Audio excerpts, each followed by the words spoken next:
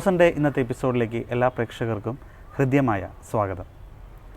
ആത്മീയതയും ശാസ്ത്രവും സാമൂഹിക പ്രതിബദ്ധതയും ഒരുമിച്ച് കൊണ്ടുപോകുന്ന ഒരു സന്യാസിനി ഇന്ന് ചോസനിൽ നമ്മൾ പരിചയപ്പെടുകയാണ്.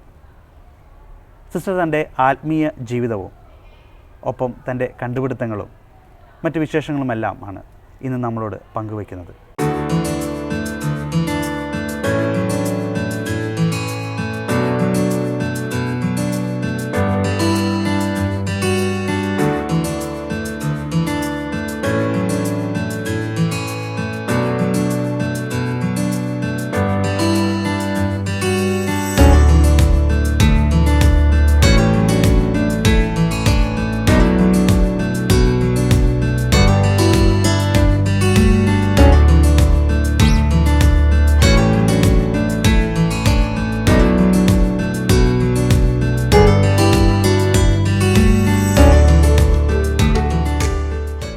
ചങ്ങനാശ്ശേരി സെൻറ് ആൻസ് ഹൈസ്കൂളിലെ ബയോളജി അധ്യാപികയായ സിസ്റ്റർ ദീപ്തി മരിയ FCCയെ ചോസൻ്റെ ഇന്നത്തെ എപ്പിസോഡിലേക്ക് നമുക്ക് സ്വാഗതം ചെയ്യാം. സിസ്റ്റർ സ്വാഗതം. ഈശോമിശിഹായ്ക്ക് സ്തുതിയായിരിക്കട്ടെ. സിസ്റ്റർ നമ്മുടെ പ്രേക്ഷകർക്ക് വേണ്ടി ഒന്ന് പരിചയപ്പെടുത്താമോ? ഞാൻ sister Deepthi Maria FCC Franciscan Clarist കോൺഗ്രിഗേഷനിലെ ചങ്ങനാശ്ശേരി പ്രോവിൻസിലെ അംഗമാണ്. ഞാൻ ഇവിടെ ഞങ്ങളുടെ ചങ്ങനാശ്ശേരി സെൻറ് ആൻസ് ഗേൾസ് ഹൈസ്കൂളിലെ ബയോളജി അധ്യാപികയായിട്ട് ശുശ്രൂഷ ചെയ്യുന്നു. ഒപ്പം സിസ്റ്റർ ഒരു സയൻറ്റിസ്റ്റ് അല്ലേ? ഒരു ആഗ്രഹം കൂടി ഉണ്ട് മനസ്സിലല്ലേ? സന്യാസവും സയൻറ്റിസ്റ്റിൻ്റെ ഒരു ആഗ്രഹം കൂടി ഒരുമിച്ച് കൊണ്ടുപോവുകയാണ്. അതെ, കുഞ്ഞുനാൾ മുതലേ എനിക്ക് പഠിക്കാൻ വളരെ താല്പര്യമായിരുന്നു. ഞാൻ പഠനത്തിലും വായനയിലുമൊക്കെ വളരെ താല്പര്യത്തോടുകൂടി മുഴുകുമായിരുന്നു. അപ്പം അതിൽ നിന്ന് തന്നെ ഒരു സയൻസിനോട് ഒരു വലിയൊരു ആഭിമുഖ്യം ഉള്ളിലുണ്ട്. അപ്പം സയൻസ് സംബന്ധമായ കാര്യങ്ങളിൽ പഠിച്ചറിയാനും കൂടുതൽ അന്വേഷിച്ച് മനസ്സിലാക്കാനും ഇതുപോലെയുള്ള പ്രോജക്ട്സും കോമ്പറ്റീഷനിലൊക്കെ പങ്കെടുക്കാനുള്ളൊരു വലിയൊരു ആഗ്രഹവും പരിശ്രമവും എൻ്റെ ഭാഗത്തുനിന്ന് എപ്പോഴും ഉണ്ട്. സിസ്റ്ററിൻ്റെ വീട്ടിലാരൊക്കെയാണുള്ളത്? എൻ്റെ വീട്ടിൽ പപ്പായും മമ്മിയും ഒരു ആങ്ങളെയും ഒരു അനിയത്തിയാണ് ഉള്ളത്. ഞങ്ങൾ 3 മക്കളാണ്. എങ്ങനെയായിരുന്നു ഈ ഒരു സന്യാസത്തിലേക്കുള്ള വഴി ചെറുപ്പം മുതൽ? സന്യാസത്തിലേക്കുള്ള വഴി എനിക്ക് കുഞ്ഞുനാൾ മുതലേ ഒരു ആഗ്രഹം ഉണ്ടായിരുന്നു. പ്രത്യേകിച്ച് എനിക്ക് അതികുർബാന സ്വീകരണത്തിൻ്റെ ഒരു അവസരത്തിലാണ് ഇങ്ങനെ ഒരു ആഗ്രഹം കുഞ്ഞു മനസ്സിലേക്ക് ഈശോ ഒന്ന് മുട്ടിട്ട് തന്നത്. അപ്പോൾ അത് അതിനോടൊപ്പം അന്ന് ആഗ്രഹം വരാൻ എന്തെങ്കിലും കാരണം ഉണ്ടായിരുന്നു? അന്ന് ആഗ്രഹം വരാൻ കാരണം എൻ്റെ അമ്മ എനിക്ക് 6 വയസ്സുള്ളപ്പം മമ്മി മരിച്ചു പോയതാണ്. മമ്മിക്ക് ക്യാൻസറായിരുന്നു. അപ്പോൾ പിന്നെ ഇപ്പോൾ 12ാമത് വിവാഹം കഴിച്ച മമ്മിയാണ് ഇപ്പോൾ എൻ്റെ കൂടെ ഉള്ളത്. അപ്പോൾ ആ അതികുർബാന സ്വീകരണത്തിൻ്റെ സമയത്ത് നമ്മൾ ആ എന്തോ ഒരു പ്രത്യേകമായൊരു ഈശോയുടെ ഒരു സ്നേഹ സ്പർശം എൻ്റെ മനസ്സിൽ കിട്ടി. അന്ന് എനിക്കൊരു ചിന്ത വന്നതാണിത്, എനിക്ക് ഈശോയുടെ കൂടെ ജീവിക്കണം എന്നുള്ള ഒരു ആഗ്രഹം, അങ്ങനെ ഒരു ശുശ്രൂഷയുടെ ജീവിതം തിരഞ്ഞെടുക്കണം എന്നുള്ളത്. അത് ഞാനങ്ങ് തിരഞ്ഞെടുത്തു. അല്ലാതെ ഇപ്പോൾ ചിലപ്പോൾ കാറ്റഗറിസം ടീച്ചേഴ്സോ അല്ലെങ്കിൽ അങ്ങനെ ആ ഒരു സമയത്ത് നമുക്ക് ആരും പറഞ്ഞു തരാനുണ്ടാവില്ലല്ലോ സന്യാസവും അതിൻ്റെ ജീവിതത്തിൻ്റെ പ്രത്യേകതകളെ. ഞാൻ പഠിച്ചത് സ്കൂളിൽ FCC സിസ്റ്റേഴ്സിൻ്റെ ഭരണങ്ങാനം പ്രോവിൻസിലെ കോൺവെൻറ്റുള്ള സ്കൂളിലായിരുന്നു. എന്നെ ഒരുപാട് സിസ്റ്റർമാർ പഠിപ്പിച്ചിട്ടുണ്ട്. അപ്പോൾ അവരുടെ ഒരുപാട് സ്നേഹവും പിന്തുണയും അവരുടെ ഭാഗത്തുനിന്ന് കിട്ടിയിട്ടുണ്ട്. എന്നെ ഒത്തിരി കരുതലോടുകൂടി എപ്പോഴും എപ്പോഴും ചേർത്ത് പിടിക്കുമായിരുന്നു. അപ്പോൾ അതെനിക്കൊരു വലിയ പ്രചോദനമായിരുന്നു, സിസ്റ്റർമാരുടെ ആ ഒരു മാതൃക. അപ്പോൾ പക്ഷേ ഞാൻ വന്നു ചേർന്നത് ചങ്ങനാശ്ശേരി പ്രോവിൻസിലാണ്. പക്ഷേ അവരുടെ ഒരു വലിയ പ്രോത്സാഹനം എപ്പോഴും ഉണ്ടായിരുന്നു. പ്രാർത്ഥനയുടേതും അതുപോലെ തന്നെ പഠനത്തിനാണെങ്കിലും ആത്മീയമായിട്ടുള്ള കാര്യങ്ങൾക്കാണെങ്കിലും എപ്പോഴും അവരെ പ്രോത്സാഹിപ്പിക്കുകയും ചെയ്തിരുന്നു. അതിനുശേഷം ഇപ്പോൾ കുർബാന സ്വീകരണത്തിന് ശേഷം പിന്നീട് എങ്ങനെയായിരുന്നു ഈ വിളി മനസ്സിൽ കൊണ്ട് തന്നെയായിരുന്നു ജീവിതം? ഉണ്ടായിരുന്നു. ഞാൻ എപ്പോഴും എൻ്റെ വീട്ടിലുമൊക്കെ പറയായിരുന്നു ഇങ്ങനെ എനിക്ക് സിസ്റ്ററാകാനാണ് താല്പര്യമെന്ന് പറഞ്ഞ് 10ാം ക്ലാസ്സിന് ശേഷം ഞാൻ കോൺവെൻറ്റിൽ വന്ന് ചേരുകയാണ് ചെയ്തത്. ഈ ചെറുപ്പം മുതലേ പറയുമ്പോൾ വീട്ടിൽ നിന്ന് അവർ എന്തായിരുന്നു? പപ്പായ്ക്കും മമ്മിക്കും അങ്ങനെ താല്പര്യമില്ലായിരുന്നു. പിന്നെ ഞാൻ വാശി പറഞ്ഞു എനിക്കിത് മതി, ഇതാണ് എൻ്റെ ഇഷ്ടം എന്ന് പറഞ്ഞപ്പോൾ ആ ഒരു രീതിയിലേക്ക് പിന്നീട് അവർ എന്നെ അനുവദിക്കുകയായിരുന്നു. അതിനുശേഷം 10ാം ക്ലാസ് കഴിഞ്ഞപ്പോഴാണ് അതല്ലേ? അപ്പോൾ ഇത് തിരഞ്ഞെടുക്കണം, കോൺഗ്രിഗേഷൻ ഏത് സഭ തിരഞ്ഞെടുക്കണം എന്നൊരു ചിന്ത വന്നിരുന്നു? അതിന് പ്രചോദനമായത് എനിക്ക് അൽഫോൻസാമയുടെ വലിയ സ്നേഹമായിരുന്നു. അപ്പോൾ അൽഫോൻസാമയുടെ ഞങ്ങൾ ഭരണങ്ങാനത്ത് പോവുകയും പ്രാർത്ഥിക്കുകയും ചെയ്തു. പിന്നെ എൻ്റെ മമ്മിക്ക് അൽഫോൻസാമയെ വലിയ ഇഷ്ടമായിരുന്നു, എൻ്റെ സ്വന്തം മമ്മിക്ക്. അപ്പം മമ്മി ഇങ്ങനെ കുഞ്ഞിലെ മുതൽ അൽഫോൻസാമയോട് ഇരുത്തി കുഞ്ഞുനാളെ ഇരുത്തി പ്രാർത്ഥിപ്പിക്കുകയൊക്കെ ചെയ്ത്. അപ്പോൾ അങ്ങനെ ഒരു അൽഫോൻസാമയായിട്ടുള്ളൊരു ബന്ധം മനസ്സിൽ കിടന്നതുകൊണ്ട് എനിക്കങ്ങനെ ഏത് കോൺഗ്രിഗേഷൻ എന്നുള്ളൊരു ചോയ്സൊന്നുമില്ല, ഒറ്റ ചോയ്സ് വേണം, അൽഫോൻസാമയുടെ കോൺഗ്രിഗേഷനിൽ ചേരുക എന്നുള്ളത്. അങ്ങനെയായിരുന്നു പിന്നീട് അല്ലേ? എങ്ങനെയായിരുന്നു പിന്നീടുള്ള ഒരുക്ക സമയങ്ങളൊക്കെ?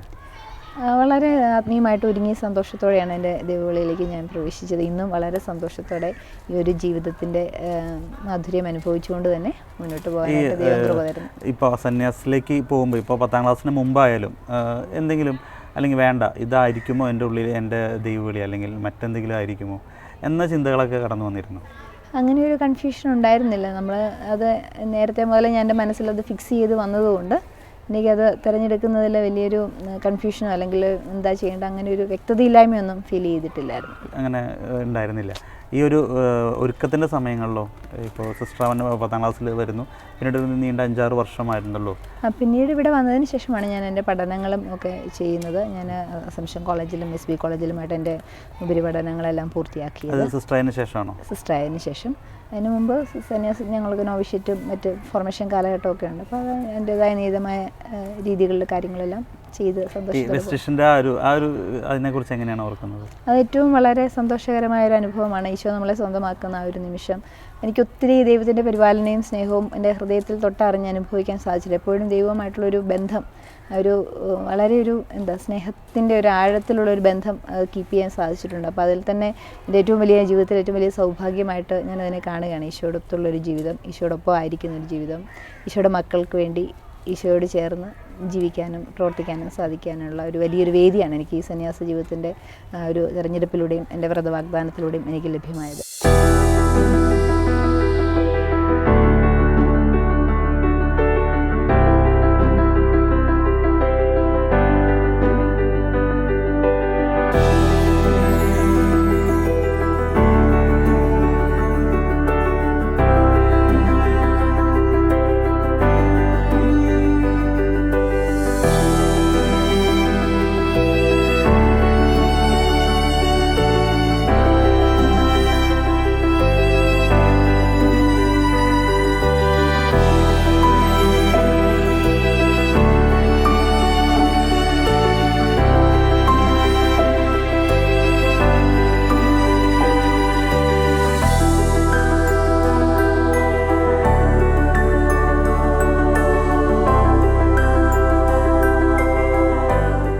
സിസ്റ്റർ പിന്നീട് എങ്ങനെയായിരുന്നു ഒരു ബയോളജി അധ്യാപികയായിട്ട് മാറണമെന്നൊരാഗ്രഹം വന്നതും? ബയോളജി എനിക്ക് കൊച്ചുനാൾ സ്കൂൾ കാലഘട്ടം മുതലേ ബയോളജി എൻ്റെ ഒരു ഇൻട്രസ്റ്റിംഗ് ആയിട്ടുള്ളൊരു വിഷയമായിരുന്നു. കാരണം നമ്മുടെ ജീവിതത്തോട് ഏറ്റവും അടുത്ത് നിൽക്കുന്ന ഒരു വിഷയമാണല്ലോ. നമ്മുടെ മനുഷ്യ ശരീര സംബന്ധമായിട്ടും പരിസ്ഥിതിയുമായിട്ടും പ്രകൃതിയുമായിട്ടും ഒക്കെ ലയിച്ചു ചേരുന്ന ഒരു വിഷയമായതുകൊണ്ട് ഞാനത് തിരഞ്ഞെടുത്തത്. പിന്നെ എന്നെ സ്കൂളിൽ പഠിപ്പിച്ച ബയോളജി അധ്യാപിക എനിക്കെപ്പോഴും ഒരു വലിയൊരു പ്രചോദനമായിരുന്നു ഈ ബയോളജി വിഷയം പഠിക്കാനായിട്ട്. അന്ന് ടീച്ചർ ഒത്തിരി പ്രോത്സാഹിപ്പിച്ചിരുന്നു. അപ്പം ഫുൾ മാർക്ക് ബയോളജിക്ക് അന്ന് തന്നെ സ്കോർ ചെയ്യുമായിരുന്നു. അപ്പോൾ അതുകൊണ്ട് തന്നെ ഒരു ബയോളജി അധ്യാപിക ആകുക എന്നുള്ളൊരു തീരുമാനത്തേക്ക് എത്തിച്ചേരാനായിട്ട് എനിക്ക് സാധിച്ചു.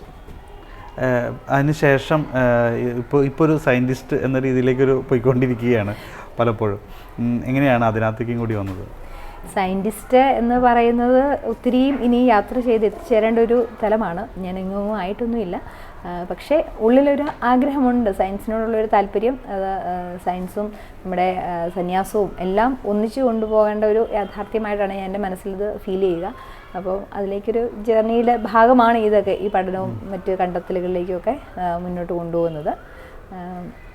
അങ്ങനെയാണ് ഇപ്പോൾ ഒരു റോബോട്ടിക് അല്ലേ, ഒരു ഫിഷ് മത്സ്യത്തിലേക്ക് എത്തിയത്. അങ്ങനെ ഒരു ആശയം ഡെവലപ്പ് ചെയ്തെടുക്കാനായിട്ട് ഈ ഒരു അന്വേഷണത്തോടെ നമ്മുടെ ഉള്ളിൽ കിടക്കുന്നത് കൊണ്ട് എന്താണ് ഒരു പരിഹാരം എന്നുള്ള ഒരു ആലോചനയിൽ നിന്നാണ് ഇങ്ങനൊരു സൊല്യൂഷനിലേക്ക് ഉണ്ട് എന്നുള്ളൊരു പ്രപ്പോസലിലേക്ക് എനിക്ക് എത്തിച്ചേരാൻ.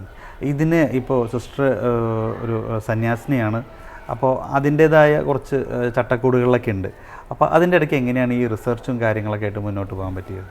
സന്യാസ ജീവിതം ഏറ്റവും മധുരപൂർണ്ണമായ ഒരു അനുഭവമാണ്. നമുക്ക് നമ്മുടേതായ പ്രാർത്ഥനയുടെ വേളകളുണ്ട്, സന്യാസത്തിൻ്റെ അനുഷ്ഠാനങ്ങളുടെ കുറേയേറെ സമയങ്ങളുണ്ട്. അതും പിന്നെ എൻ്റെ അധ്യാപനം എന്നുള്ള ശുശ്രൂഷ മേഖലയും അതോടൊപ്പം തന്നെ ഈ റിസർച്ചും സയൻസുമായിട്ട് ബന്ധപ്പെട്ട മറ്റു കാര്യങ്ങളും ഒക്കെയും ഒരു മാലയിൽ എങ്ങനെയാണോ മുത്തുമണികൾ ചേർത്ത് കൊണ്ടുപോകുന്നത് അതുപോലെ തന്നെ ചേർത്ത് കൊണ്ടുപോകാൻ ദൈവകൃപയാൽ എനിക്ക് സാധിക്കുന്നു. അത് എല്ലാവരും എന്നോട് ചോദിക്കാറുണ്ട്, ഇങ്ങനെ ഇതെല്ലാം ചെയ്യാൻ പറ്റുന്നു. അത് കൂടാതെ ഒത്തിരിയേറെ അഡീഷണൽ ആയിട്ടുള്ള കാര്യങ്ങൾ ചെയ്യുന്നുണ്ട്. കഴിഞ്ഞ നാളുകൾ വരെയും വേദപാഠം ഒത്തിരിയേറെ കുഞ്ഞുങ്ങൾക്ക്, പ്രത്യേകിച്ച് വിദേശ രാജ്യങ്ങളിലുള്ള കുട്ടികൾക്ക്, നമ്മുടെ ചങ്ങനാശ്ശേരി അതിരൂപതയുടെ ആഭിമുഖ്യത്തിൽ പ്രവാസികളായിട്ടുള്ള കുഞ്ഞുങ്ങൾക്ക്, അത് പല വിദേശ വിദേശ രാജ്യങ്ങൾ, ഇപ്പം UK, ജർമ്മനി, അതുപോലെ തന്നെ ഗൾഫ് കൺട്രീസിലുള്ള എല്ലാവർക്കും ഓൺലൈനായിട്ട് നമ്മൾ ചെയ്യുന്നുണ്ടായിരുന്നു. അത് വലിയൊരു സന്തോഷമായിരുന്നു. കാരണം ഒത്തിരിയേറെ വചനത്തിന് വേണ്ടി ദാഹിക്കുന്ന കുഞ്ഞുങ്ങൾക്ക് അത് കൊടുക്കാൻ സാധിക്കുന്നു. അതോടൊപ്പം തന്നെ ഇവിടെ ഞാൻ സ്കൂളിൽ പഠിപ്പിക്കുന്ന കുട്ടികൾക്ക് ശാസ്ത്രത്തോടുള്ള ആഭിമുഖ്യവും അതോടൊപ്പം തന്നെ മൗലിക ചിന്തകൾ, മൂല്യബോധങ്ങളൊക്കെ പകർന്നു കൊടുക്കാനായിട്ട് സാധിക്കുന്നത് വലിയൊരു സന്തോഷമാണ്. ഈ സമയങ്ങളൊക്കെ എങ്ങനെ ക്രമീകരിച്ചിരുന്നത് ഈ ഒരു റിസർച്ചിൻ്റെ കാര്യങ്ങളൊക്കെ പോകാനും അതുമായി ബന്ധപ്പെട്ടുള്ള കണ്ടുപിടുത്തങ്ങളും അങ്ങനെയുള്ള കാര്യങ്ങൾക്കൊക്കെ വേണ്ടി? ഈ സമയം എനിക്ക് ഏറ്റവും ദാരിദ്ര്യം അനുഭവിക്കുന്ന ഒരു കാര്യം സമയത്തിന് തന്നെയാണ്. എന്നാൽ എൻ്റെ ഒരു സെക്കൻഡ് പോലും പാഴാക്കാതെ ഏറ്റവും മാക്സിമം ഓരോ സെക്കൻഡുകളെയും യൂട്ടിലൈസ് ചെയ്യുന്നത് കൊണ്ടാണ് എനിക്ക് ഈ ഒരു സമയത്തിലേക്ക് ഈ ഒരു കാര്യങ്ങളെ ഫലപ്രദമായിട്ട് ചെയ്തു തീർക്കാൻ സാധിക്കുന്നത്. ഇപ്പോൾ സ്കൂളിൽ വരുന്നുണ്ട്, ഞാൻ ലീവൊന്നും എടുത്തിട്ടില്ല. സ്കൂളിലെ എൻ്റെ ശുശ്രൂഷകളിൽ ചെയ്ത് പോകുന്നതോടൊപ്പം തന്നെ സന്യാസത്തിൻ്റെതായ ശുശ്രൂഷകളും ചെയ്ത് ഇതിനുള്ള സമയം ഞാൻ കണ്ടെത്തുന്നുണ്ട്. ഇടവേളകൾ ഒന്നും എനിക്ക് അങ്ങനെ ലെഷർ ടൈം ആയിട്ടൊന്നും എടുക്കാനില്ല. എൻ്റെ ലെഷർ ടൈമുകൾ സയൻസിലേക്കാണ് ഞാൻ കാഴ്ചവെക്കുന്നത്. ഈ റിസർച്ച് നടത്താനും അല്ലെങ്കിൽ ഇങ്ങനെ ഒരു സയൻറ്റിസ്റ്റ് എന്ന വഴിയിലേക്ക് അധികം സന്യസ്തർ അധികം തിരിഞ്ഞിട്ടില്ലല്ലോ അല്ലേ? ഉണ്ടോ? അങ്ങനെ ഉണ്ട്, സന്യസ്തർ ഇല്ലാഴികയില്ല. എന്നാലും എനിക്കൊന്ന് അധ്യാപനം അല്ലെങ്കിൽ മറ്റാതൊരു ശുശ്രൂഷ ഈ മേഖലയിലൊക്കെ ഒരുപാട് പേര് പ്രവർത്തിക്കുന്നുണ്ട്. പക്ഷേ ഇത് ഈ രീതിയിലൊരു കണ്ടുപിടുത്തം കാര്യങ്ങളിലേക്കൊക്കെ പോവുക, അതിൻ്റെ ഒരു സ്റ്റാർട്ടിങ് പ്രോസസ്സ് രീതിയിലേക്ക് ആവുക, അല്ലെങ്കിൽ അതിന് പല സർവകലാശാല അംഗീകാരം ലഭിക്കുക, ഇത്തരത്തിൽ നേട്ടങ്ങൾ അല്ലെങ്കിൽ സന്യസ്തർ തിരിയാത്തൊരു മേഖലയും കൂടിയാണ് അല്ലേ? അത് എൻ്റെ ഉള്ളിലുള്ളൊരു ടേസ്റ്റാണ്. ഇതിനോടുള്ളൊരു ആഭിമുഖ്യം ഉള്ളത് കൊണ്ട് ഞാൻ അതിനു വേണ്ടി സമയം കണ്ടെത്തുകയും അതിനുവേണ്ടി എൻ്റെ എഫേർട്ട് എടുക്കുകയും ചെയ്യുന്നതുകൊണ്ടാണ്. ഇതൊരു ആദ്യത്തെ ഒരു തുടക്കവുമാണ് ഈ ഒരു ഐഡിയ എന്ന് പറയുന്നത്. ഒരു ഐഡിയ തലത്തിൽ മാത്രമാണ്, ഡെവലപ്മെൻറ്റ് സ്റ്റേജിൽ മാത്രം നിൽക്കുന്ന ഒരു കാര്യമാണ്. എങ്കിൽ പോലും അതിനെ മുന്നോട്ട് കൊണ്ടുവരാൻ സാധിക്കും, അതൊരു ഫലപ്രദമാക്കി തീർക്കാൻ സാധിക്കും എന്നുള്ളൊരു പ്രതീക്ഷയാണ് എൻ്റെ ഉള്ളിലുള്ള. അധികാരികൾ എങ്ങനെയായിരുന്നു ഇപ്പോൾ ആദ്യമേ ഇങ്ങനെ ഈ രീതിയിലേക്കൊന്ന് തിരിയണം അല്ലെങ്കിൽ എനിക്ക് ഇങ്ങനെ ഒരു പ്ലാൻ ഉണ്ട് എന്നുള്ള അധികാരികളെ അറിയിച്ചപ്പോൾ അവരുടെ ഭാഗത്തു നിന്നുള്ള റെസ്പോൺസ്? അവരുടെ ഭാഗത്തുനിന്ന് പൂർണ്ണമായിട്ടുള്ളൊരു പിന്തുണയാണ് എനിക്ക് ലഭിച്ചത്. എൻ്റെ ഒരു താല്പര്യവും എൻ്റെ ഒരു രീതികളും അറിയാവുന്നത് കൊണ്ട് തന്നെ അവർ എന്നോട് പ്രോത്സാഹിപ്പിച്ചു. ഈ ഒരു കാര്യത്തിന് മുന്നോട്ട് പോകാനും പഠിക്കാനും ഒക്കെയുള്ള അവസരവും അനുവാദവും എനിക്ക് അനുവദിച്ച് നൽകുകയാണ് ഉണ്ടായത്. ഈ സയൻസ് വിഷയം ബയോളജി പഠിപ്പിക്കുന്നു, അപ്പം ഈ ഒരു തരത്തിലേക്ക് മറ്റ് റിസർച്ച് നടത്തുന്നു. ഇത് കുട്ടികളിൽ സിസ്റ്റർ കാര്യങ്ങൾ എങ്ങനെ അവരെയും കൂടി ഈ ഒരു വിഷയത്തിലേക്ക് കൊണ്ടുവരുന്നുണ്ടോ, അല്ലെങ്കിൽ ഇത്തരത്തിൽ ഇനീഷ്യേറ്റീവ് എടുക്കാനായിട്ട്? തീർച്ചയായിട്ടും ഞാൻ എൻ്റെ കുട്ടികളെ ആണ് ആദ്യമേ ഇതിലേക്ക് കൊണ്ടുവന്നത്. ഞാൻ ആദ്യമായിട്ടാണ് കഴിഞ്ഞ വർഷം ഇതുപോലെ ടീച്ചേഴ്സിൻ്റെ പ്രോജക്റ്റിന് പങ്കെടുക്കുന്നത് തന്നെ. മറ്റു വർഷങ്ങളിലൊക്കെ ഞാൻ കുട്ടികളെയാണ് ഒരുക്കുകയാണ്. അത് എല്ലാ വർഷവും തന്നെയും സ്റ്റേറ്റ് ലെവലിൽ വരെ ഇവരെത്തിക്കാനായിട്ട് സാധിച്ചു. കഴിഞ്ഞ വർഷം, അതായത് ഇപ്പോൾ ഞാൻ എൻ്റെ ഈ പ്രോജക്റ്റ് ചെയ്ത അതേ സമയം തന്നെ അറ്റ് എ ടൈം 2 പ്രോജക്റ്റും പിന്നീട് electronics, robotics, internet of things, ഈ 5 പ്രോജക്റ്റുകളാണ് പോയത്. അതിൽ ഇൻ്റർനെറ്റ് ഓഫ് തിങ്സും റോബോട്ടിക്സും പിന്നെ ഇലക്ട്രോണിക്സും ജില്ലയിൽ വരെ പോയി സമ്മാനം നേടുകയുണ്ടായി. മറ്റേത് റിസർച്ച് ടൈപ്പ് പ്രോജക്റ്റ് 2 കുട്ടികളെ, എൻ്റെ ക്ലാസ്സിൽ നിന്ന് 2 കുട്ടികളെ ഞാൻ സെലക്ട് ചെയ്ത് അത് ഞാൻ ചെയ്തതും പരിസ്ഥിതിയുമായിട്ട് ബന്ധപ്പെട്ട ഒരു പ്രശ്നം തന്നെയാണ്. നമ്മളിന്ന് അഭിമുഖീകരിക്കുന്ന, പ്രത്യേകിച്ച് ഈ ആലപ്പുഴ സൈഡിലേക്കൊക്കെ വരുമ്പോൾ ഈ കായലുകളിലൊക്കെ പടർന്നു കിടക്കുന്ന ആഫ്രിക്കൻ പായൽ, സാൽവീനിയ മൊളസ്റ്റ എന്ന് പറയുന്നൊരു പായലുണ്ട്. അപ്പോൾ അത് കർഷകർക്കും മറ്റ് ജലജീവികൾക്കും ഒത്തിരിയേറെ ദൂഷ്യം ചെയ്യുന്നൊരു വസ്തുവാണ്. അപ്പോൾ അതും ഇതുപോലെ കളക്ട് ചെയ്ത് അതിനെ നമുക്ക് കർഷകർക്ക് ഏറ്റവും ആശ്വാസകരമാകുന്ന ഒരു വെർമി കമ്പോസ്റ്റ് നിർമ്മാണ യൂണിറ്റാണ് ഞങ്ങൾ ഡിസൈൻ ചെയ്തതും ആ ഒരു പ്രോജക്റ്റാണ് അവതരിപ്പിച്ചത്. അത് സംസ്ഥാന തലത്തിൽ ശാസ്ത്രമേളയിൽ എൻ്റെ കുട്ടികൾ 3ാം സ്ഥാനം കരസ്ഥമാക്കുകയും ചെയ്തു. അതും വലിയൊരു അഭിമാനത്തിൻ്റെ നിമിഷമാണ്. കാരണം ഞാൻ തന്നെയല്ല, എൻ്റെ കൂടെയുള്ള എൻ്റെ കുഞ്ഞുങ്ങളെ ഇതുപോലെ ശാസ്ത്രത്തോടും മറ്റ് കാര്യങ്ങളിലേക്ക് ആഭിമുഖ്യമുള്ളവരാക്കി വളർത്തി അവരിലെ പ്രതിഭകളെ പുറത്തെടുക്കാനുള്ളൊരു ശ്രമവും എൻ്റെ ഭാഗത്തു നിന്ന് എപ്പോഴും ഉണ്ടാകും. അവരെയാണ് ഞാൻ പൂർണ്ണമായിട്ട് സപ്പോർട്ട് ചെയ്യുന്നത്. പിന്നെയും ഞാൻ ഇങ്ങനെയൊക്കെ ചെയ്യുമ്പോഴും ഞാൻ എൻ്റെ കുട്ടികളോട് പറയും, നിങ്ങൾക്കും ഞാനൊരു കാര്യം മാതൃക ഒന്ന് കാണിച്ചു തരികയാണ്. ഇങ്ങനെയൊക്കെ നമുക്ക് ചെയ്ത് കൂടുതൽ സയൻറ്റിഫിക് ആയിട്ടുള്ള കാര്യങ്ങളിലേക്കൊക്കെ നമ്മുടെ ഒരു താല്പര്യം മുന്നോട്ട് കൊണ്ടുപോകണം എന്നുള്ളൊരു പ്രചോദനം കൂടി അവർക്ക് നൽകാൻ ശ്രമിക്കുന്നുണ്ട്. ഇപ്പോൾ ഈ ഒരു കാര്യം കഴിഞ്ഞ് ഇനി എന്തെങ്കിലും ഭാവിയിൽ വേറെ പ്രധാന ലക്ഷ്യങ്ങളുണ്ടോ? ഇപ്പോൾ ഇത് കഴിഞ്ഞിട്ടില്ല, ഇതിൻ്റെ പ്രവർത്തനം നടന്നുകൊണ്ടിരിക്കുകയാണ്. ഞാൻ പാലാ അൽഫോൻസ കോളേജിൽ എൻ്റെ റിസർച്ച് നടന്നുകൊണ്ടിരിക്കുകയാണ്. ഡോക്ടർ സിമി മോൾ സെബാസ്റ്റ്യാണ് എൻ്റെ റിസർച്ച് ഗൈഡ്. MG യൂണിവേഴ്സിറ്റിയുടെ അണ്ടറിലാണ് ഞാൻ ചെയ്യുന്നത്. അപ്പം ആ റിസർച്ചിൻ്റെ ഒരു ഭാഗം മാത്രമേ ഞാനിതിപ്പം ആയിട്ടുള്ളൂ. ഇനി എൻ്റെ ഇടിയും കിടക്കുകയാണ്, എൻ്റെ ഹാർട്ടായിട്ടുള്ള ഭാഗങ്ങൾ മുഴുവനും കിടക്കുന്നില്ല. എനിക്ക് ഇനി ഒത്തിരിയേറെ ദൂരം താണ്ടേണ്ടിയിരിക്കുന്നു. പിന്നെ എൻ്റെ ഗൈഡ് സിമി മിസ്സിൻ്റെയും കോളേജിൻ്റെയും ഒക്കെ വലിയ സപ്പോർട്ടുണ്ട്. അപ്പോൾ അതിൻ്റെ ഒരു ഇതിലാണ് മുന്നോട്ട് പോകുന്നത്. അപ്പം ഇനിയും വർക്കുകൾ നടന്നുകൊണ്ടിരിക്കുകയാണ് ഇപ്പോഴും. ഇനിയും അത് മുന്നോട്ട് കൊണ്ടുപോകേണ്ടിയിരിക്കുന്നു. അത് പൂർത്തിയാക്കിയിട്ടാണ് മറ്റ് ഇതിനകത്ത് ഇങ്ങനെ കിടക്കുന്നുള്ളൂ, അങ്ങനെയുണ്ടോ? അല്ലെങ്കിൽ വേറെ എന്തെങ്കിലും ആശയങ്ങൾ ഇപ്പോഴേ മനസ്സിലുണ്ടോ? ഞാൻ പറഞ്ഞല്ലോ ഇതിപ്പം മൈക്രോ പ്ലാസ്റ്റിക്സിൻ്റെ ആ ഒരു ഫസ്റ്റ് സ്റ്റേജിൽ തന്നെ നമ്മളിങ്ങനെ വന്നപ്പോഴാണ് എനിക്ക് ഇങ്ങനെ ഒരു ആശയം എൻ്റെ മനസ്സിൽ ഉടലെടുത്തത്, ഇങ്ങനെ ഒരു പരിഹാരം എന്ന നിലയിൽ. ഞാൻ ആദ്യം മുതലേ ആലോചിക്കുന്നുണ്ട് ഞാനിപ്പം പ്രധാനമായിട്ടും ഇങ്ങനെയുള്ള വസ്തുക്കളിലുള്ള ഇതിൻ്റെ സാന്നിധ്യം എത്രമാത്രമുള്ള അനാലിസിസാണ് ആദ്യമായി ഇപ്പോൾ ചെയ്യുന്നത്. അപ്പോൾ അനാലിസിസ് ചെയ്തതുകൊണ്ട് മാത്രം കാര്യമില്ലല്ലോ, എന്തെങ്കിലും ഒരു സൊല്യൂഷൻ, ക്രിയേറ്റീവായിട്ടുള്ളൊരു സൊല്യൂഷൻ സജസ്റ്റ് ചെയ്യാൻ പറ്റിയെങ്കിലല്ലേ അതിന് പ്രാധാന്യം ഉണ്ടാകൂ എന്ന് ചിന്തിച്ചാണ് ഈ ഒരു സൊല്യൂഷനിലേക്ക് എത്തിച്ചേർന്നത്. സെയിൻറ് ആൻസ് ഗേൾസ് ഹൈസ്കൂളിനെ സംബന്ധിച്ചിടത്തോളം ഇത് വളരെ സന്തോഷത്തിൻ്റെ ഒരു നിമിഷങ്ങളാണ്. കാരണം സിസ്റ്റർ ദീപ്തി മരിയ ഞങ്ങളുടെ ഒരു ബയോളജി അധ്യാപികയാണ്. ഹൈസ്കൂളിലാണ് ഇപ്പോൾ ടീച്ചർ പഠിപ്പിച്ചുകൊണ്ടിരിക്കുന്നത്. സിസ്റ്ററിനെ സംബന്ധിച്ചിടത്തോളം സിസ്റ്റർ എനിക്ക് തോന്നുന്നത് സബ് ജില്ല, ജില്ല, സ്റ്റേറ്റ്, വീണ്ടും സദേൺ സ്റ്റേറ്റിലേക്ക് സിസ്റ്ററിൻ്റെ ഈ ഒരു പ്രോജക്റ്റിൻ്റെ വിഷയം സെലക്ട് ചെയ്യപ്പെട്ടു. അതായത് നല്ല വായനയും പുതിയ പുതിയ കാര്യങ്ങളിലേക്ക് ഒരു അന്വേഷണത്വരയും ഉള്ള ഒരു സിസ്റ്ററാണ്. അതിലുപരി എനിക്ക് തോന്നുന്നത് ഫ്രാൻസിസ്കൻ ക്ലാരിസ്റ്റ് കോൺഗ്രിഗേഷനിൽ അംഗമായിരിക്കുമ്പോൾ വിശുദ്ധ ഫ്രാൻസിസ് അസീസിയുടെ ചിന്താധാരകളോട്, അതായത് എനിക്ക് തോന്നുന്നത് ഫ്രാൻസിസ് പ്രകൃതിയെ സംരക്ഷിക്കുന്ന, പ്രകൃതിയുടെ സംരക്ഷണത്തിന് വേണ്ടി പ്രകൃതി ഗായകൻ എന്നൊക്കെ അറിയപ്പെടുന്ന വിശുദ്ധ ഫ്രാൻസിസ് അസീസിയുടെ മക്കളായ ഞങ്ങളെ സംബന്ധിച്ചിടത്തോളം, അല്ലെങ്കിൽ സിസ്റ്റർ ദീപ്തി മരിയ FCCയുടെ അംഗമായിരിക്കുമ്പോൾ പ്രകൃതിയെ എങ്ങനെ സംരക്ഷിക്കാം എന്നുള്ള ഒരു വിഷയത്തിലേക്ക് തൻ്റെ ഗവേഷണം തിരിക്കുമ്പോൾ അതിലും വലിയ ഒരു അഭിമാനമുണ്ട്. ചങ്ങനാശ്ശേരി സെയിൻറ് ആൻസ് ഗേൾസ് ഹൈസ്കൂളിലെ ഈ അധ്യാപകരുടെ വിഭാഗത്തിലുള്ള മത്സരത്തിലാണ് പങ്കെടുത്ത സിസ്റ്റർ വിജയം നേടിയത്. അതോടൊപ്പം തന്നെ കുട്ടികളെയും ഈ രംഗത്ത് പരിശീലിപ്പിക്കാം. കുട്ടികളുടെ പ്രോജക്റ്റ് വിഷയങ്ങളിൽ അവരെയും സബ് ജില്ല, ജില്ല, സ്റ്റേറ്റ് തലം വരെ സിസ്റ്റർ കൊണ്ടുപോവുകയുണ്ടായി. അപ്പോൾ സെയിൻറ് ആൻസ് സ്കൂളിനെ സംബന്ധിച്ചിടത്തോളം, ഫ്രാൻസിസ്കൻ ക്ലാരസ് സഭയെ സംബന്ധിച്ചിടത്തോളം ഞങ്ങൾക്കെല്ലാം വളരെ സന്തോഷത്തിൻ്റെ ദിനങ്ങളായിട്ടാണ് ഇത് അനുഭവവേദ്യമാകുന്നത്. സിസ്റ്റർ ഞങ്ങളിപ്പോൾ ഇങ്ങനെ ഈ ഒരു അഭിമുഖത്തിൽ ഞങ്ങൾ ചിന്തിക്കുകയായിരുന്നു. ഒരുപാട് നമ്മൾ പല സിസ്റ്റേഴ്സ്, സന്യാസരായാലും വൈദികരായാലും ഇന്ന് വ്യത്യസ്തമായ ദൈവവിളികൾ ഒരുപാട് വരുന്നുണ്ട്. പ്രത്യേകിച്ച് ലൈറ്റ് വൊക്കേഷൻസ്, പല ജോലി നിന്ന് ചിലപ്പോൾ ഡോക്ടർമാർ, എൻജിനീയർമാർ, അങ്ങനെ വ്യത്യസ്തമായ മേഖലയിൽ നിന്ന് ഒരുപാട് പേര് സന്യാസത്തിലേക്കും വൈദിക ജീവിതത്തിലേക്കൊക്കെ വരുന്നുണ്ട്. അപ്പോൾ ഞാനിപ്പോൾ ഇരിക്കുമ്പോൾ ഞാൻ ആദ്യമായിട്ട് ഒരു സയൻറ്റിസ്റ്റ് ആകാൻ പോകുന്ന, അല്ലെങ്കിൽ ആ ഒരു വഴിയിലൂടെ യാത്ര ചെയ്യുന്ന ഒരു സിസ്റ്ററിനെ ഞാനിങ്ങനെ അഭിമുഖം ചെയ്യാണ്. അപ്പോൾ ഇത് കാണുമ്പോൾ നമ്മുടെ പല യുവജനങ്ങൾക്ക് ഇന്ന് പലപ്പോഴും പല രീതിയിലും ഈ സന്യാസത്തെക്കുറിച്ച് പറയുന്നതുണ്ട്. പുറമെ സന്യാസത്തിലേക്ക് വന്നാൽ എല്ലാം അവസരങ്ങൾ നഷ്ടപ്പെടുകയാണ്, അല്ലെങ്കിൽ ഒന്നുമില്ലാതെ ഇപ്പോഴും എല്ലാം മനസ്സിലാക്കിയിട്ട് പോലും ജനങ്ങൾ വീണ്ടും പറയുന്നു ഒരു 4 ചുമരിൽ തഴച്ചിടുന്ന ഒരു ജീവിതമാണെന്നൊക്കെ രീതിയിലൊക്കെ സന്യാസത്തെ അവഹേളിക്കുന്ന രീതിയിലൊക്കെ നമ്മൾ കാണുന്നുണ്ട്.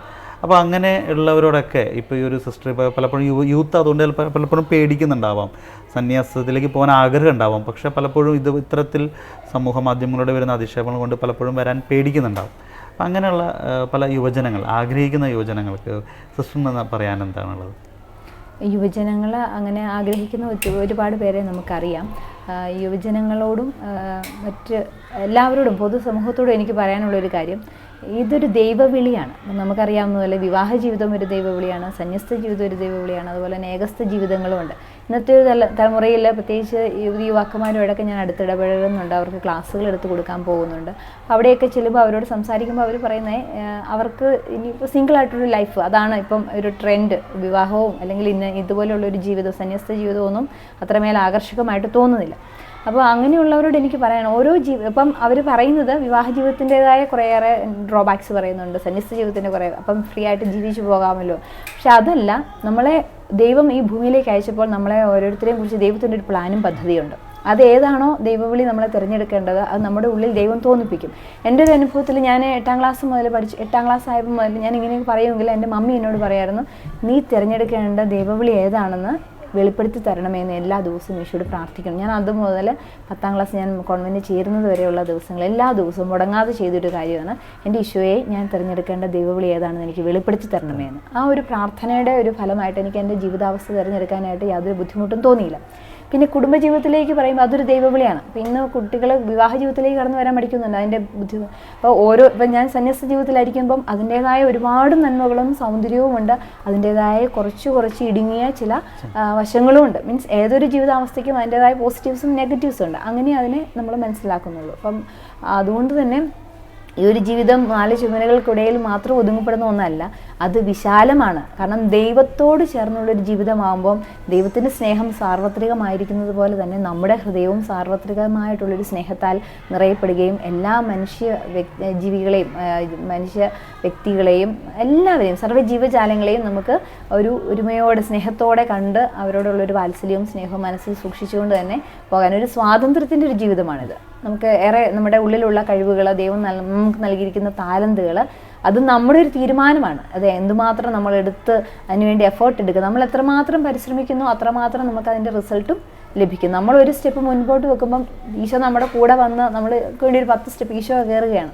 ആ ഒരു അനുഭവമാണ് എൻ്റെ ജീവിതത്തിൽ എനിക്ക്. ഞാൻ ഇതിന് ഓരോ കാര്യത്തിന് മുന്നിട്ട് ഇറങ്ങുമ്പോൾ ഞാൻ ഈശോയുടെ കൈ പിടിച്ചുകൊണ്ട് തന്നെയാണ് ചെയ്യുന്നത്. അപ്പോൾ അതിനാൽ തന്നെ എനിക്ക് ഒത്തിരി പ്രൊട്ടക്ഷനും, ഞാനിപ്പം പല ആവശ്യങ്ങൾക്കും പോകുമ്പോൾ നമ്മൾ ഒറ്റയ്ക്കാണ് യാത്ര ചെയ്യുന്നത്. അപ്പോഴും എൻ്റെ ഉള്ളിൽ എൻ്റെ ഈശോ എൻ്റെ കൂടെ ഉണ്ട്. അപ്പം ഞാൻ കഴിഞ്ഞ ഇടയിൽ ഈ ഹൈദരാബാദിലെ ഒരു ഇതിന് പോയപ്പോൾ ഞാൻ ഒറ്റയ്ക്കാണ് പോയത്. എൻ്റെ കൂടെ വന്നവരെല്ലാം അവർ ഗ്രൂപ്പായിട്ട് അല്ലെങ്കിൽ ഫാമിലി മെമ്പേഴ്സും ഒക്കെ ആയിട്ട് കൂട്ടുകൂടി വന്നു. പക്ഷേ എനിക്കൊരു ധൈര്യമുണ്ട്, എൻ്റെ ഈശോ എൻ്റെ കൂടെയുണ്ട്. പക്ഷേ എനിക്ക് ഒരു കുഞ്ഞു കാര്യത്തിന് പോലും ഒന്നും വിഷമിക്കേണ്ടതോ സങ്കടപ്പെടേണ്ടതോ കാര്യം വന്നില്ല. കാരണം ദൈവം എനിക്ക് വേണ്ടി എന്നെ സഹായിക്കാൻ എൻ്റെ സഹോദരങ്ങളായിട്ടുള്ള ആളുകളെ അവിടെ ക്രമപ്പെടുത്തിയിരുന്നു. ഒരിക്കലും കണ്ടിട്ടോ കേട്ടിട്ടോ ഒന്നുമില്ലാതിരുന്ന ഒത്തിരി ആളുകൾ എന്നെ സഹായിച്ചു. അപ്പം ഞാനതെൻ്റെ ഒരു ജീവിതാവസ്ഥ, ഞാൻ എൻ്റെ ഈശോയ്ക്ക് വേണ്ടി എൻ്റെ ജീവിതത്തെ കമ്മിറ്റ് ചെയ്തപ്പോൾ ഈശോ എൻ്റെ കൂടെ നിൽക്കുകയാണ്. ഞാൻ ഓരോ കാര്യത്തിന് ഇറങ്ങിപ്പോകുമ്പോൾ ഞാൻ ഒറ്റയാണെന്നൊരു ഫീൽ എനിക്ക് ഒരിക്കലും ഉണ്ടാകാത്ത വിധത്തിൽ എല്ലാ സഹായവും ചെയ്ത് ഈശോൻ്റെ കൂടെയാണ്. അപ്പം എനിക്ക് യുവതിയുവാക്കന്മാരോട് പറയാനുള്ളത്, നമ്മുടെ ജീവിതത്തെ ദൈവം എങ്ങനെയാണോ നമ്മളെക്കുറിച്ച് ദൈവത്തിനുള്ള സ്വപ്നവും പ്ലാനും എന്താണോ അതൊന്ന് തിരിച്ചറിയുക, അതൊന്ന് വ്യക്തമായിട്ട് അതിന് പ്രാർത്ഥന ആവശ്യമാണ്. പ്രാർത്ഥനയുടെ മൗനത്തിൻ്റെ നിമിഷങ്ങളിൽ ദൈവത്തോടുള്ള സംവാദത്തിൽ നിന്നാണ് നമ്മളത് തിരിച്ചറിയപ്പെടുക.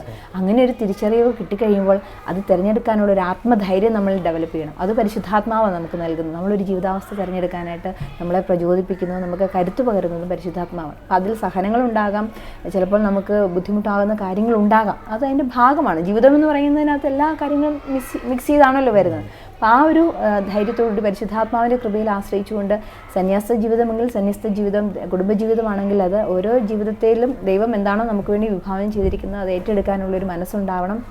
അവിടെ മാത്രമേ നമ്മുടെ ജീവിതത്തിൻ്റെ അർത്ഥം പൂർണ്ണമാവുകയുള്ളൂ. അല്ലാതെ ഇതൊരു തളയ്ക്കപ്പെട്ട ഒരു ജീവിതമാണോ എന്നോ അല്ലെങ്കിൽ ഇവിടെ സ്വാതന്ത്ര്യമില്ലെന്നോ എന്നോ അല്ല അർത്ഥമാക്കുന്നത്. ഒരു കുടുംബജീവിതത്തിൽ കിട്ടുന്നതിനേക്കാളും വലിയ സ്വാതന്ത്ര്യം എനിക്ക് എൻ്റെ സന്യാസ ജീവിതത്തിൽ ലഭിക്കുന്നുണ്ട്. എൻ്റെ പ്രാർത്ഥനാ ജീവിതത്തിനും അതോടൊപ്പം തന്നെ ആത്മീയ ജീവിതത്തിനും എൻ്റെ ഇതുപോലെയുള്ള അധ്യാപന ജീവിതത്തിലും അതുപോലെ ശാസ്ത്രപരമായിട്ടുള്ള യാത്രയിലും ഒക്കെയും അത് ആ ഒരു സ്വാതന്ത്ര്യവും സപ്പോർട്ടും എനിക്ക് ലഭ്യമാകുന്നുണ്ട്.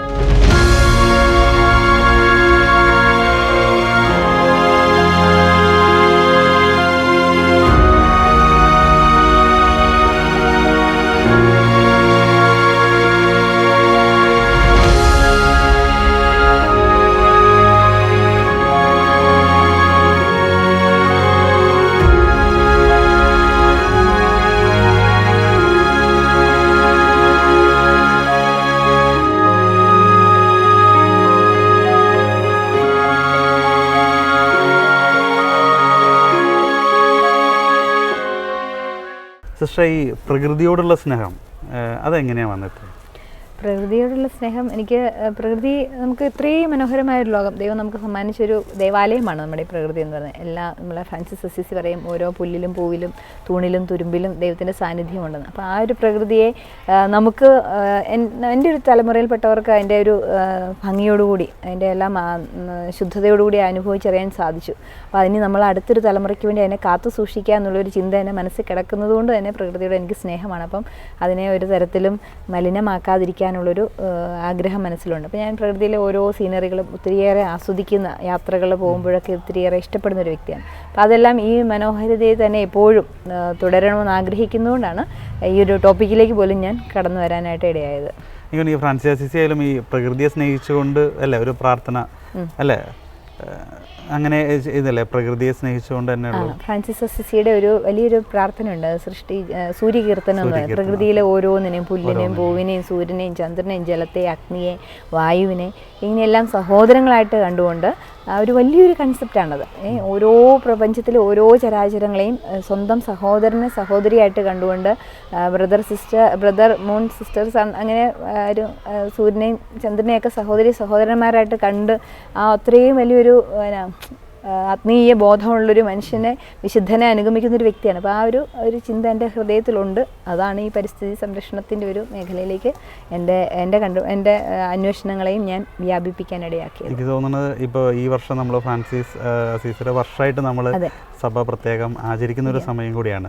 അപ്പോൾ അതുകൊണ്ട് തന്നെ നമ്മൾ പ്രകൃതിയെ സ്നേഹിച്ച് മുന്നോട്ട് കൊണ്ടുവരാൻ ആവശ്യം കൂടി സഭയിലുണ്ട് അല്ലേ? അപ്പം പരിസ്ഥിതിയെ സ്നേഹിച്ച ഒരു ഫ്രാൻസിസ് അസീസിയോടുള്ള ഒരു നമ്മുടെ ഒരു സ്നേഹത്തിൻ്റെയും വണക്കത്തിൻ്റെയൊക്കെ സൂചകമായിട്ട് നമ്മുടെ ഇടയിൽ നിന്ന് തന്നെ, സഭയിൽ നിന്ന് തന്നെ ഇങ്ങനെയൊക്കെയുള്ള പരിസ്ഥിതി സംരക്ഷണത്തിന് വേണ്ടിയും ഇതുപോലെ പ്ലാസ്റ്റിക് മാലിന്യ നിർമ്മാർജ്ജനത്തിന് വേണ്ടിയൊക്കെ ഉള്ളൊരു തുടക്കം ഉണ്ടാവട്ടെ എന്ന് ആശംസിക്കുകയാണ്. അപ്പോൾ അതിന് എൻ്റെ ഒരു ചെറിയൊരു സ്പാർക്ക്, അതിൽ ഒരു തീയായിട്ട് കത്തിപ്പടരട്ടെ എന്നുള്ളൊരു കുഞ്ഞ് ആഗ്രഹം മനസ്സിൽ സൂക്ഷിച്ചുകൊണ്ട്. ഓക്കെ, സിസ്റ്ററിൻ്റെ ഈ ഒരു ആഗ്രഹം അത് ലോകം മുഴുവൻ കത്തിപ്പടരട്ടെ, അല്ല ഓരോരുത്തരും ഏറ്റെടുക്കട്ടെ. ഇപ്പോൾ ഓരോരുത്തരും ഈ ഒരു ചിന്ത അല്ലെങ്കിൽ ഇത് അവരൊരു ഉത്തരവാദിത്തമായിട്ട് അത് ഏറ്റെടുക്കട്ടെ എന്ന് നമുക്ക്, കാരണം അല്ലെങ്കിൽ നാളെ നമുക്ക് തന്നെയാണ് അത് വിപത്തായിട്ട് ഒരു ബൂമറാങ് പോലെയാണ് നമ്മളിലേക്ക് തന്നെ അത് തിരിച്ചെത്തുകയാണ്, അല്ലെങ്കിൽ നമ്മുടെ അടുത്ത തലമുറയിലേക്ക് തന്നെ അത് എത്തുമെന്നതാണ്.